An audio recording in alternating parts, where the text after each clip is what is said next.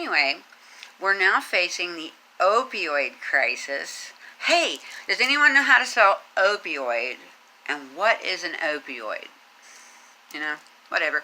Please write it down below, though, because it's the stupidest thing I've ever heard of. I'm a nurse. There is no opioid crisis. What the crisis is there are so many sick people in America that they're all on Social Security disability income because they can't work, which makes them what? Makes them more needy, makes them more dependent on the government. And you can't eat good food, so you dumb on down. And all kinds of stuff, you know. It's just very difficult when you've got an illness. And it's really difficult if you've got a hard life, you know.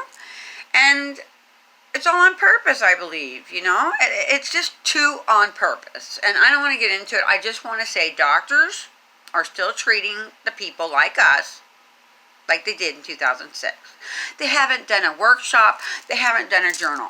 They don't even know what we know, that it's a central nervous system powerhouse of the cell mitochondria disorder, along with a lot of other things called mycoplasms from the Korean War that they brought back, and Gulf War syndrome is what we have.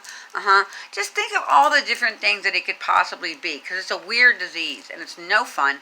And they also found that we have like red blood cells, like sickle cell anemia patients do, that are black.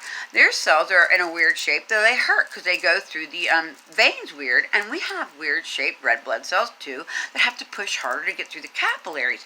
And that's why when they ask me what kind of pain I have, I've never had this kind of pain. It's not stabbing, it's not shooting, it's not, you know what I'm trying to say, it's different. And you know, this is my favorite line, and I mean it. You look fine. Well, you know, I do probably look fine, and thank you very much for that, you know, but I feel like a fucking shit. Like, I've got 5,000 bricks on top of my body, even just to get up to pee. So there's something wrong. And I'm the kind of person, too, that feels guilty, because I keep thinking, am I faking? Because, you know, it's been 15 years, and it's, like, weird that I have so much, not fatigue, but straight up cannot move my body. And there are a lot of theories on that. Hi, Trino in Croatia, and my other people that subscribe. All I'm trying to say is that the doctors are not taking care of us. Healthcare is not caring. It's terrible.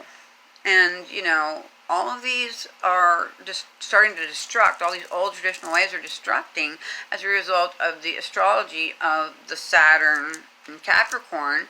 And so government's falling apart, healthcare is falling apart, traditional marriages are falling apart. But you know what? It's time to do something new, because we're going into the age of Aquarius. Now, I'm going to explain that later on. I think all we need to know is that we the patient, we the people, tyranny. No, we're not dead. We're in bed. Or we are just, you know, unemployed or whatever, you know, that's making us sad. But I don't know, I just feel like, you know, it's time to take a step to do something to make our lives meaningful. Because they're still doing the same thing, and now with the opioid crisis, there's numerous suicides because people cannot suffer after their 15 back surgeries. Do you know that one back surgery never helps and it causes scar tissue? Did you know that if you had 7 C-sections, the doctor wouldn't do it? Did you know because their scar tissue will cause you to rupture and it hurts worse?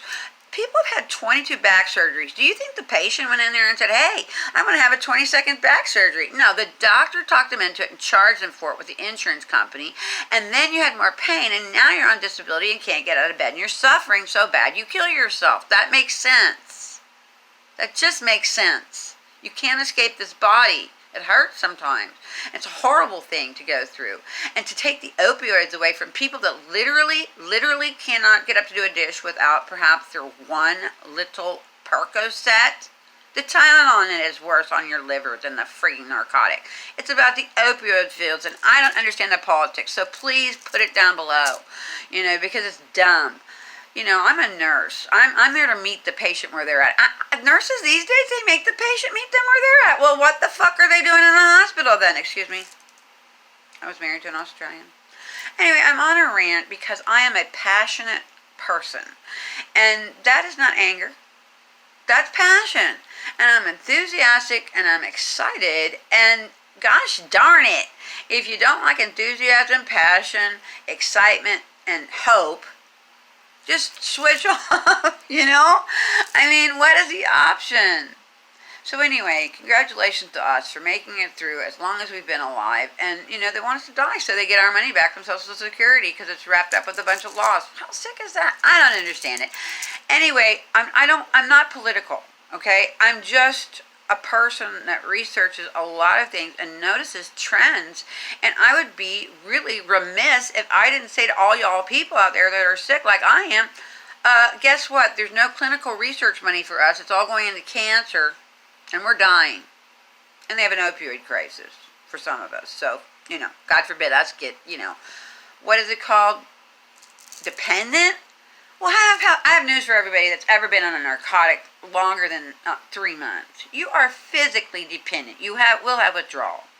But a true pain patient, that's like, you know, giving someone an enema and they have a good bowel movement, you know. Chronic pain patient has a good pain medicine. They can live a life to take a breath outside and not be in bed. You know, I mean, this thing about demonizing things that are just, you know, basically rude and dishonest by doctors. Guess what? Doctors are rude and dishonest, and I have been a nurse since '87, and some are nice and some are not. But you know what? Just don't tell them.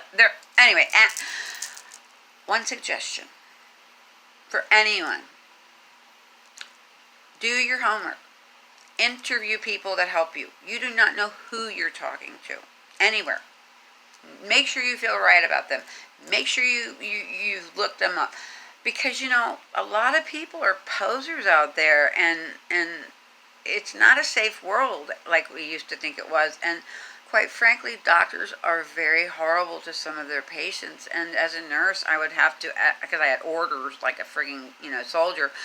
I needed a job to feed the children. No, they'll do mean things, and then I'll have to go, oh, hi.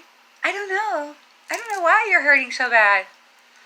And, you know, again, that's perhaps maybe why after 15 years I'm not doing that anymore. I have to remind myself, hey, Heather, you were a midwife for home births for 9 years before you became a nurse to be a better midwife.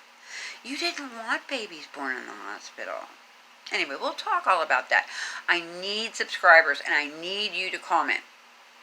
We are going to have a meaningful, successful life despite it all. Anyway, this is the second video because, of course, the powers that be turned me off in the middle of my other lovely, passionate rant. And thank you for listening.